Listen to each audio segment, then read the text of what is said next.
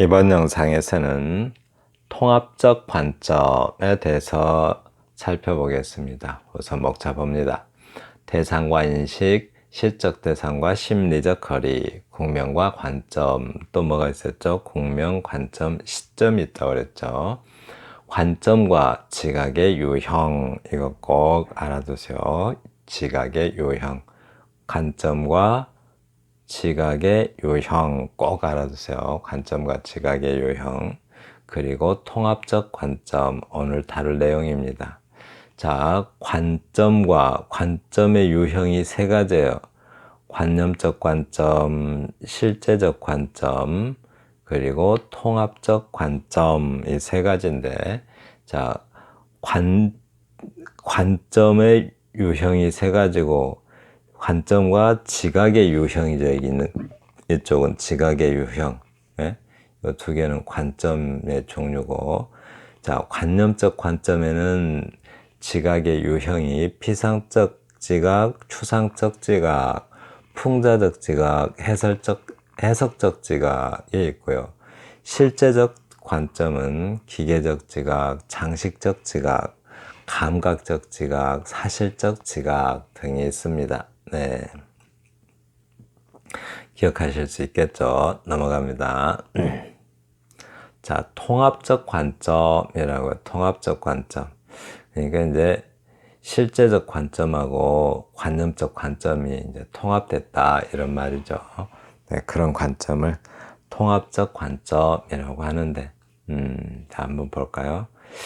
우선 피상적 지각, 추상적 지각, 이거는 뭐죠, 이게?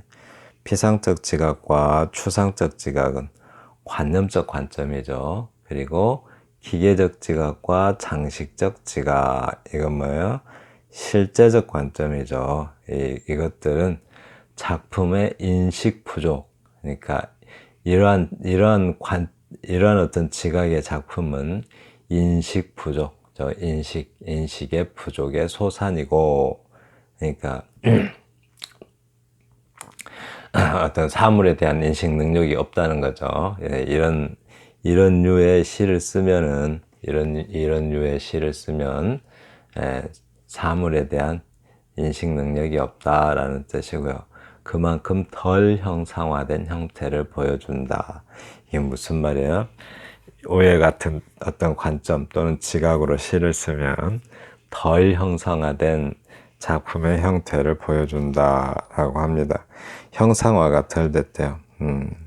그러니까 덜 형상화된 어떤 인식의 형태인 거죠.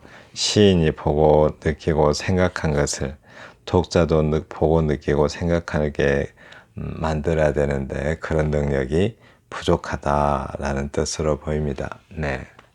그리고 사실적 지각과 감각적 지각. 이거는 이제 좀 나눠야겠네요. 사실적 지각과 감각적 지각, 풍자적 지각과 해석적 지각. 네. 이제 사실적 지각과 감각적 지각, 이거는 실제적 그 관점이죠. 풍자적 지각과 해석적 지각, 이거는 관념적 관점이죠. 지각은 그 나름대로 미적 인식을 보여준다라고 합니다. 네, 그 미적 인식이 보여준대요. 이런 것들은 나름, 그죠? 왜냐하면 구체적이니까요. 관념적 관점과 실제적 관점 사이에 통합적 관점이 있다.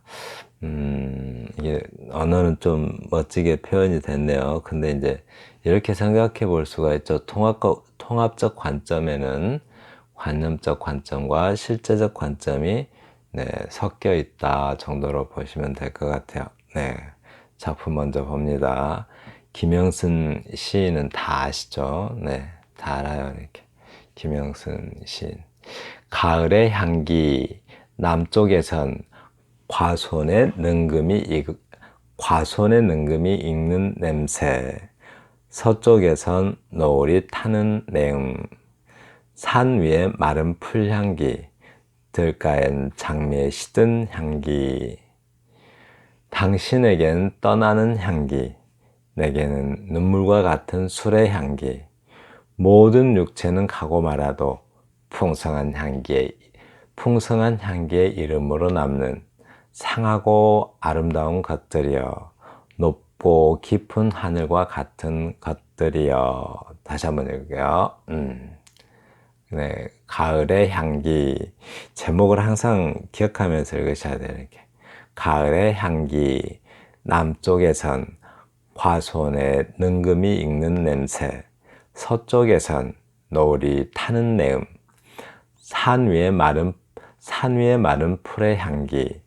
들가엔 장미들이 시드는 향기. 당신에겐 떠나는 향기. 내게는 눈물과 같은 술의 향기. 네. 모든 육체는 가고 말아도 풍성한 향기의 이름으로 남는 상하고 아름다운 것들이여, 높고 깊은 하늘과 같은 것들이여 라고 했죠. 근데 이제 지금 이 부분을 보시면 남쪽에선 과손의 능금이, 여기 임금인데 능금이라고 읽으셔도 됩니다. 능금, 사과. 능금이 사과죠. 네.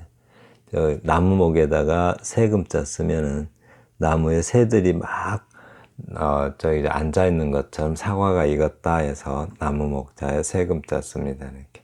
네, 그게 이제 능금나무 능자예요.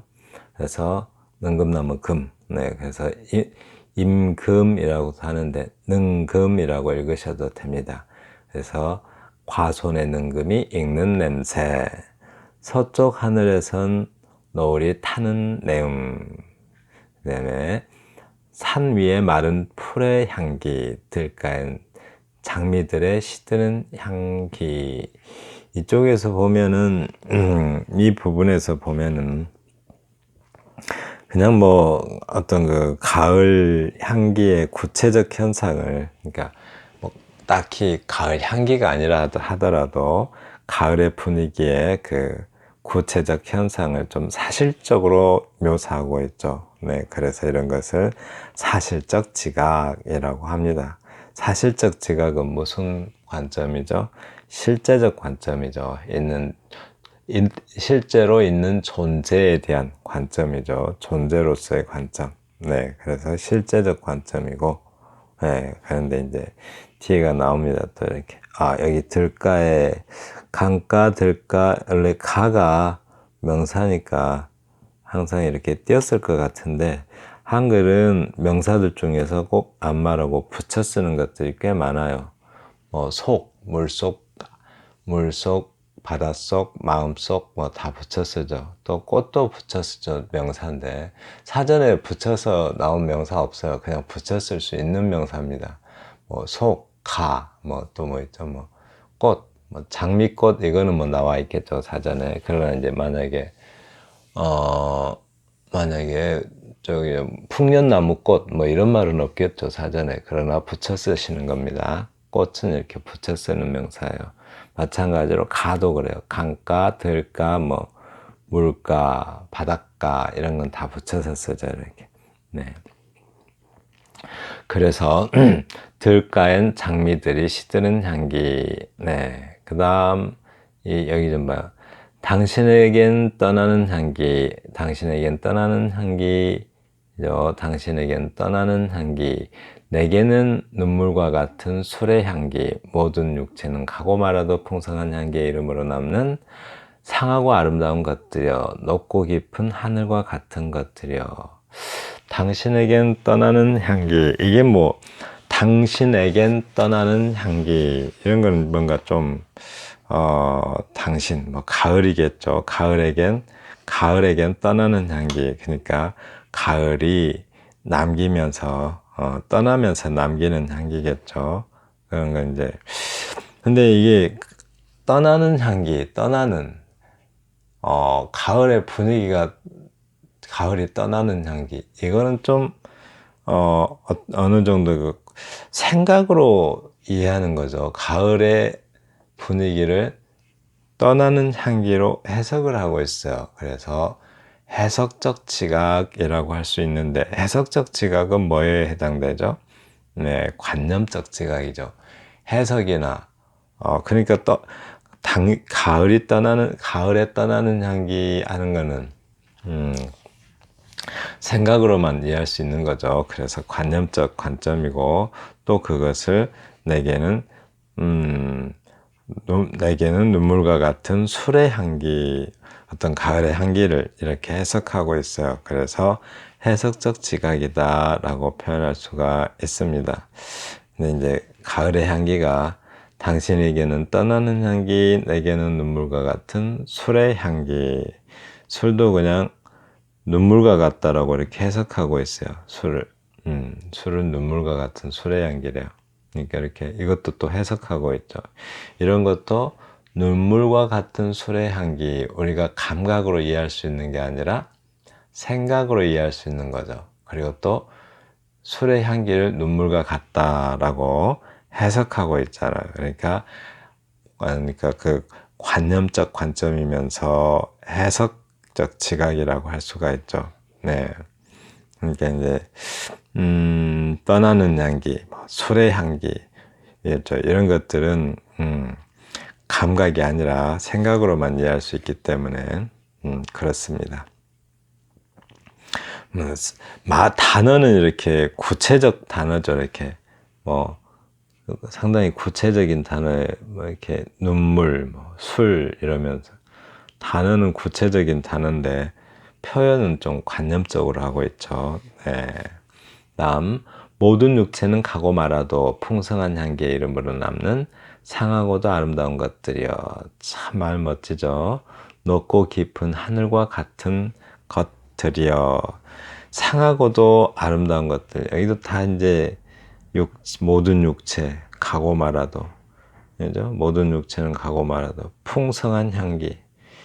풍성한 향기, 이름으로 남는 상하고도 아름다운 것들이여. 상했다. 가을의 향기는 한사리를 마감하는 것들의 향기죠. 그러니까 가을이 끝날 때쯤 되면은 나뭇잎들이 마르고 1년이라는 한 해를 마감하는 그런 존재들이에요. 가을에는 나뭇잎들도 떨어지고 꽃잎도 떨어지고 다 이렇게 지죠. 그리고 겨울이 되면 발가벗게 되잖아요. 근데 또 사람 같으면 노령의 향기죠.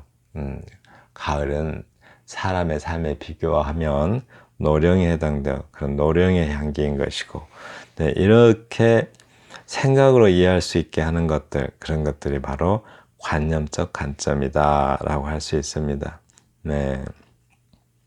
근데 이제 상하고 아름다운 것들여 이런 모든 육체는 가고 말아도 이제 여기서는 어떤 의미가 또 보여요. 그러니까 사라질 수 있는 것은 이 세상 물질들 중에 사라질 수 있는 것들은 생명뿐이죠. 생명이 아니면 사라지지가 않죠. 그러니까 바로 사라질 수 있는 것들은 오직 생명뿐이어서 그래서 사라지는 것들은 아름답고 높은 것이고, 네, 아름답고 높은 것이라고 그 의미, 가을의 의미를 관념적 관점에서 해석하고 있습니다. 네, 이렇게 좋은 시들은 다 통합적 관점이죠. 그런 통합적 관점으로 쓰입니다, 대부분. 네. 다음, 설명 봐요.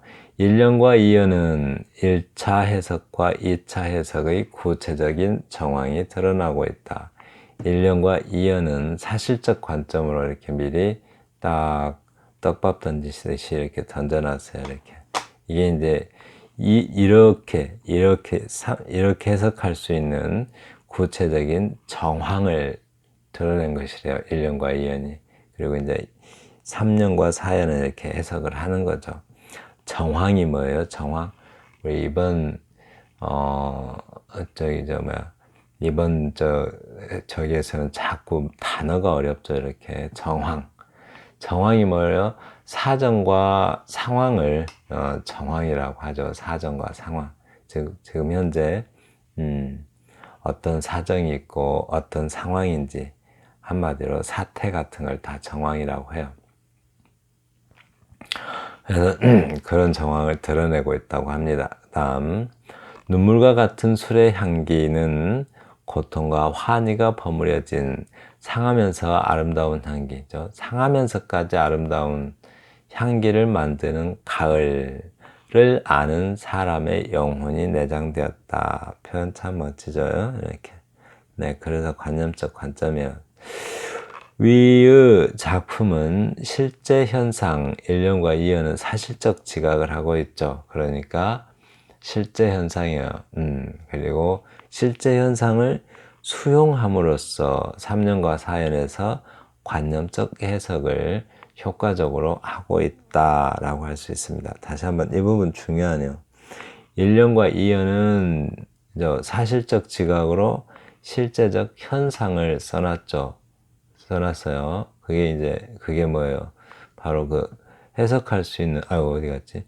해석할 수 있는 구체적인 정황을 1년에서 이렇게 내놓고 있어요. 그거를 수용하면서 3, 4연에서 관념적 해석을 하고 있어요. 이렇게. 네. 그렇습니다. 가을의 향기가 뭔지 그렇게 해석을 해요. 네. 술의 향기는 뭔지 또 해석을 하죠. 네, 그렇습니다. 1950년 노향림 시인의 시를 보겠습니다. 1950년 무슨 일이 있었죠?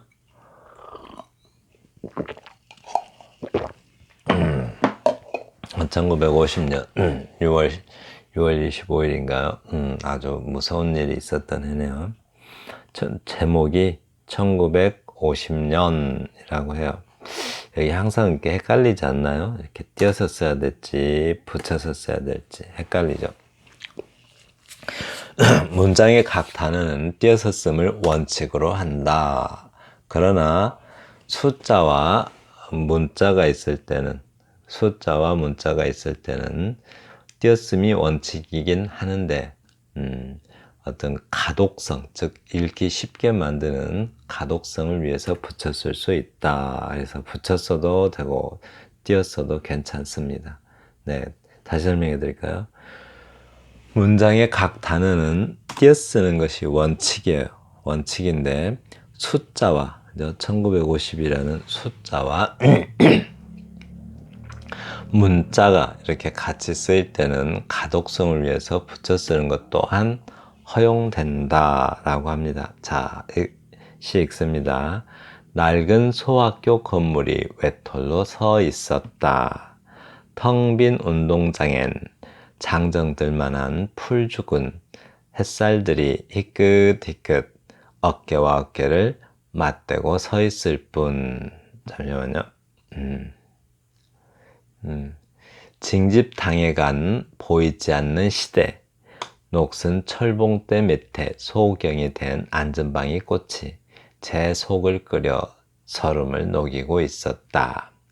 저 앞에 먼 바다에서 말없는 하루가 아름드리로 넘어가고 있었다. 네, 다시 한번 볼게요. 1950년 노향림 시인. 낡은 소학교 건물이 외톨로 서 있었다. 텅 빈 운동장엔 장정들만한 풀죽은 햇살들이 희끗희끗 어깨와 어깨를 맞대고 서 있을 뿐. 징집당해 간 보이지 않는 시대. 녹슨 철봉대 밑에 소경이 된 안전방이 꽃이 제 속을 끓여 소름을 녹이고 있었다. 저 앞에 먼 바다에서 말없는 하루가 아름드리로 넘어가고 있었다. 네. 설명 들어가기 전에 맞춤법 좀 봐요. 시에서는 이렇게 맞춤법 조정할 수 있어요. 한정을 나타낼 때, 뭐뭐만 한 이럴 때, 근데 이제 이렇게 띄어쓰세요. 이렇게 명사 뒤에 명사 뒤에서 이렇게 한정이요. 장정들만 한 이렇게 띄어서 그런데 이제 다른 경우 예를 들어서 먹을만 하다 할 때는 먹다가 본용언이고 만하다가 보조용언이에요. 그럴 때는 만하다가 한 단어고 먹을, 이게 이제 본용어니까, 한 단어니까, 이렇게 먹을 띄고 만하다를 합쳐서 쓰는데, 이 경우처럼, 만약 시가 아니라면, 이렇게 합쳐서 한 단어고, 하다가 한 단어예요. 그러니까, 이때 하다는 어느 정도에 이른다, 이런 말이에요. 그래서, 장정들만 이렇게 띄어쓰는 것이 맞습니다. 네. 그런데 이제, 시니까 이렇게 붙여서 쓰기도 합니다. 또 풀주군도 풀주군이라는 단어가 없어요. 그래서 풀이 주군 이 말이죠. 풀이 주군 이것도 띄어쓰는 것이 맞습니다. 근데 이건 의도적으로 붙인 것 같아요. 풀주군, 진짜 풀이 죽은 게 아니라 어떤 뭐랄까, 좀 기가 죽었다, 뭐 다른 의미를 표현하기 위해서 좀 의도적으로 붙여 쓴 것 같습니다. 네.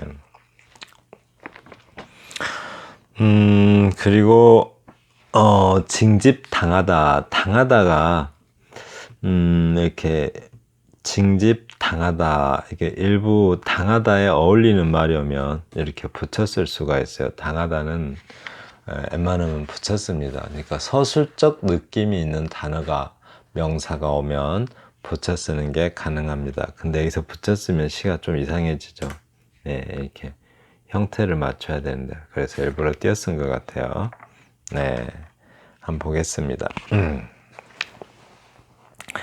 1950년, 뒤 밑에도 있나?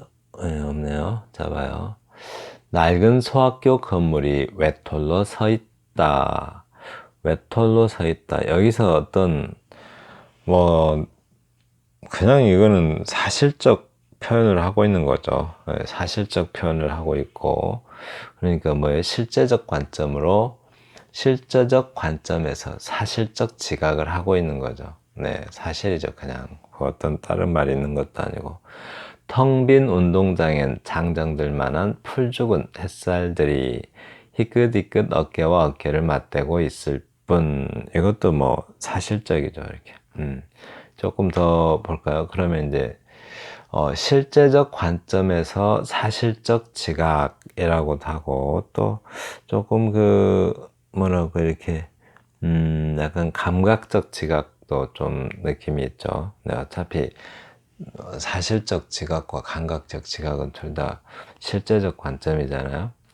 근데 이제 징집당해 간 보이지 않는, 이게 이제 여기서부터 좀 단어가 이상해지죠. 징집되어간 보이지 않는 시대. 이게 1950년대요. 전쟁 나니까 다 징집당해 가서 시대조차도 징집당해 갔대요. 그러니까 약간 시대는 관념어죠. 시대를 뭐 우리가 눈으로 보거나 감각으로 이해할 수 있는 게 아니잖아요. 그럼 이거는 관념어라고 그래요. 이렇게 관념어를 마치 사람처럼 의인화하고 있죠. 네, 그래서 시간을 마치 사람처럼 의인화라고 하죠. 의인화. 그러니까 의인화, 사람처럼. 의가 비길 의자예요. 사람에 비겨서 변하게 한다. 즉 사람에게 의인법이라고 하죠. 사람에게 사람에 비겨서 표현하는 방법. 네, 그걸 이제 의인법, 의인화라고 하죠. 예, 그리고 그런 건데, 그러니까 의인법도 뭐 의성어, 의태어, 뭐 이런 것들 있죠. 의인법, 의성어, 의태어, 이런 것들을 의유법이라고 그래요. 의유법, 비겨서 비교한다 이런 말. 의유법이라고요. 그러니까 의성어, 의태어, 뭐 의인법 이런 것들. 또 없나요? 의자로 들어간 거. 네, 이런 것을 의유법, 의가 비긴다. 비겨서 비유하는 방법에서 의유법이라고 합니다. 네. 그런데 이제 이렇게 이제 좀 벌써 조금 이제 이렇게 비유법을 쓰는 걸로 봐서, 좀 이렇게 의인화시키고 있죠. 네. 그래요. 우리는 또 뭐 이런 것들을, 우리 한국어에는 화류법이라는 게 또 의인법을 포함해서 화류법. 네. 마치 생명이 아닌데 생명처럼 표현하는 것. 화류법으로 볼 수도 있겠네요. 근데 이제 징집 당하는 건 사람이니까 의유법으로, 아니, 의인법으로 봐야겠죠. 네, 넘어갑니다. 녹슨 철봉대 밑에서 소경이 된 안전방이 꽃이 제 속을 끓여 서름을 녹이고 있다. 꽃인데 꽃, 그저 이렇게 꽃, 꽃인데 사물을 갖다가 마치 사람처럼 표현하고 있죠. 제 속을 끓여 이렇게 서름을 녹이고 있다. 또 해석하고 있죠. 이렇게 마치 뭔가 이렇게 서름을 녹인다고. 꽃은 그냥 가만히 있는데 그죠? 사람이 그렇게 대상을 해석하고 있어요. 저 앞에 먼 바다에서 말 없는 하루가 아름드리로 넘어가고 있다. 또 하루를 나무에다가 또 나무 아름드리 그럼 나무죠. 나무 아름드리 나무 하루를 마치 나무처럼 표현하고 있어요. 이런 것들을 뭐 화류법이라고 해석해도 되겠죠. 네, 약간 그러니까 뭐 시대를 마치 시대를 해석하고 뭐 꽃도 해석하고 그죠? 또 뭐 하루도 해석하고 뭐 이렇게 다 해석해요. 이런 해석적 지각을 관념적 관점이다라고 할 수 있습니다. 네, 이 표현들 참 멋지죠. 하루가 아름드리로 넘어가고 있다. 그러니까 나무가 넘어가듯이 하루 시각적으로 이렇게 표현했잖아. 하루 해가 넘어가니까 나무 한 그루가 넘어가듯이 표현하고 있어요. 네, 여기 설명 좀 볼까요?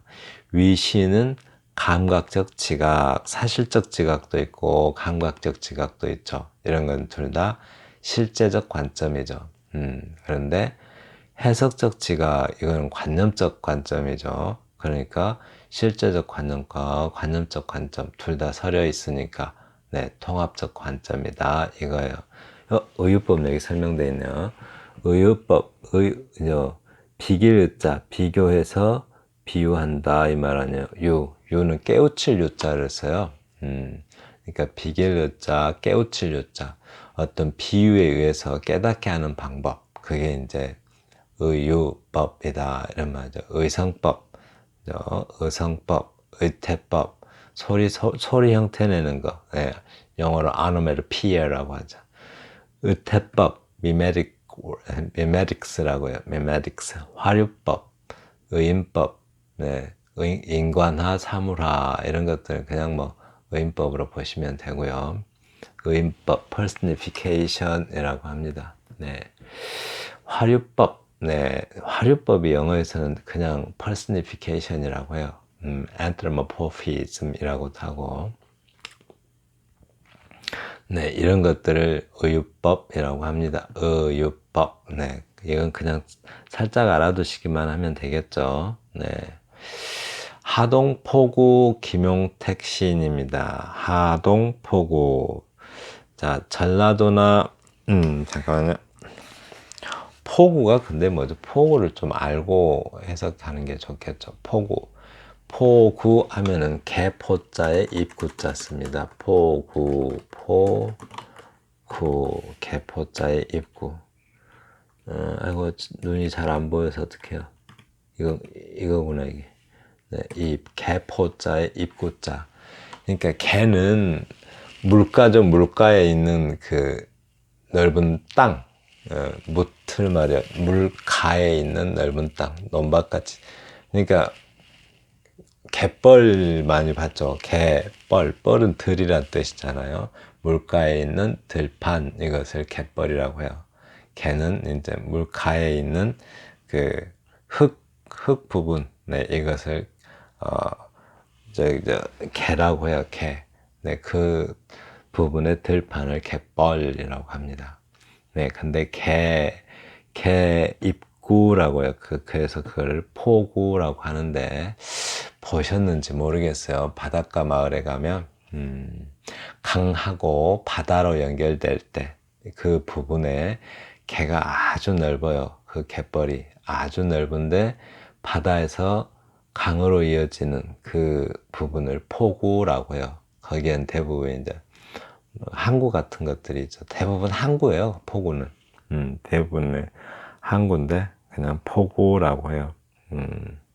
그래서 이제 거기에 항구니까 항구 마을이니까 어업이 많이 발달하겠죠. 하동 포구 김용택 시인입니다. 전라도나 경상도나 여기저기 이곳저곳 상굽이 돌고 논밭두렁 돌아 헤어지고 만나며 아하 그 그리운 얼굴들이 그리움에 목말라 애타는 손짓으로 불러 저렇게 다 만나고 모여들어 굽이쳐 흘러 이렇게 이렇게 시퍼런 그리움으로 어라둥둥 만나 얼싸절싸 어우러지며 가슴 벅찬 출렁임으로 차오르나니 어화 숨차 어화 숨막히는 저 물결 어화 어기어차 저 퍼런 하동포구 저 시퍼런 하동포구. 네, 다시 한번 읽어볼까요?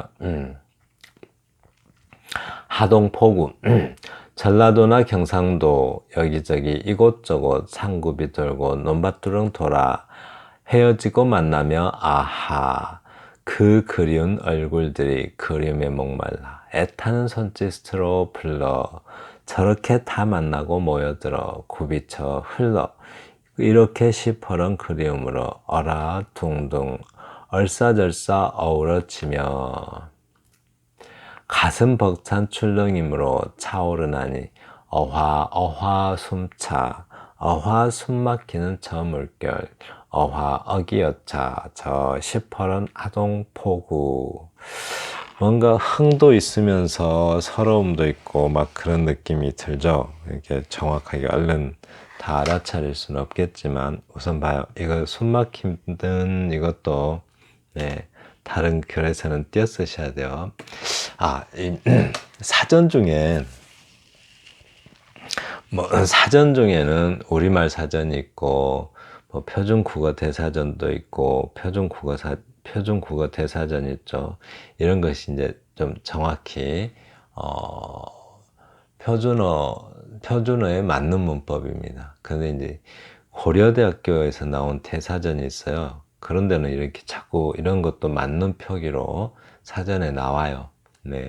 그러나 이제 대부분 표준 국어 대사전의 관점에서 이렇게 띄어 쓰는 것이 맞습니다. 그 다음에 하동포구 전라도나 경상도 이것저것 상굽이 돌고 돌아 논두렁 돌아 헤어지고 만나면 아하 그리운 얼굴들이 그리움에 목말라. 여기서부터 이제 또 뭔 내용이 나오죠. 이렇게 애타는 손짓으로 불러 저렇게 다 만나고 모여들어 굽이쳐 흘러라고 했네요. 이게 지금 강물이 굽이쳐 흐르고 막 그러는데 마치 그 사람처럼 그죠? 네, 산굽이 돌고 논두렁 돌아 헤어지고 만나며 강이 지류들이 막 만나가지고 또 지류였다가 본류였다가 지류였다가 본류였다 이러면서 계속 만나가지고 바다 근처까지 왔죠. 거기서 만나죠. 근데 마치 사람이 여기저기 지금 이 화자가 이렇게 강으로 배 타고 돌아다니는 사람일 것 같아요. 그러니까 이렇게 표현한 것 같죠. 마치 강물이 그렇게 막 흘러다니다가 서로 만나듯이 어쩌면 자기들의 처지일 수도 있겠죠. 그래서 물결을 마치 사람으로 의인화해서 물결을 해석하고 있어요. 해석하면 무슨 관점이죠? 네, 해석하면 관념적 관점이죠. 근데 이제 그렇게 했는데 사실은 실제 모습을 보면서 이렇게 실제 모습을 이렇게 표현한 거죠. 그러니까 어때요? 실제 모습을 그러니까 실제 어떤 사실적 지각을 관념적 어떤 관점에서 표현하고 있어요. 그러니까 이게 네, 뒤섞여 있죠. 그다음 이렇게 시퍼런 그리움으로 예, 강물이 어떻게 막 그리움이 있고 그러죠.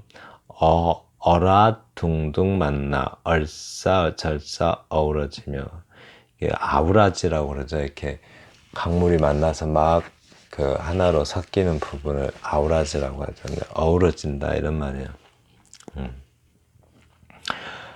가슴 벅찬 출렁임으로 차오르나니 어화 숨 막히는 저 물결 어화 어기여차 저 시퍼런 하동포구에서 강물들이 막 여기저기 돌아다니다가 흘러들어서 만나고 있어요.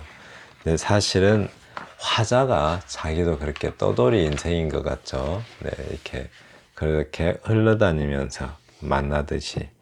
네, 실제로 아주 예전에는 그 강을 따라서 이렇게 배들이 다니면서 사람들이 서로 만나기도 하고, 네, 옛날에는 도로가 없었잖아요. 뭐 이렇게 차로 다닐 수 있는 도로가 없으니까, 걸어 다니지 않으려면 강을 이용해서 배를 타고 다녔죠. 네, 그렇게 이제 만나고, 그러면 이제 흔히 이제 아우라지에서 장이 서요. 아우라지는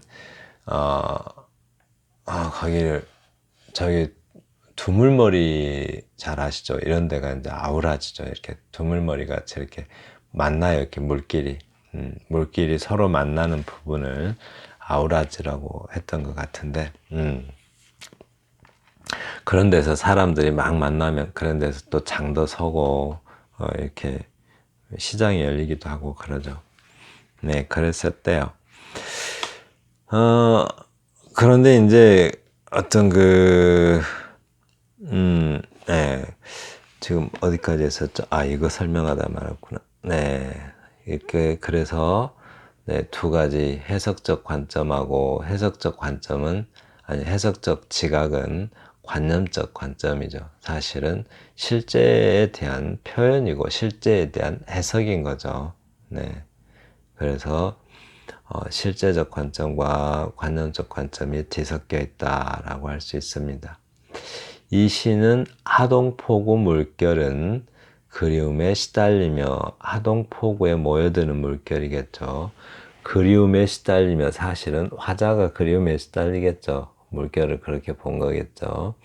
여기저기 떠돌다 만나는 사람들을 상징하고 있다. 네, 그래요. 네.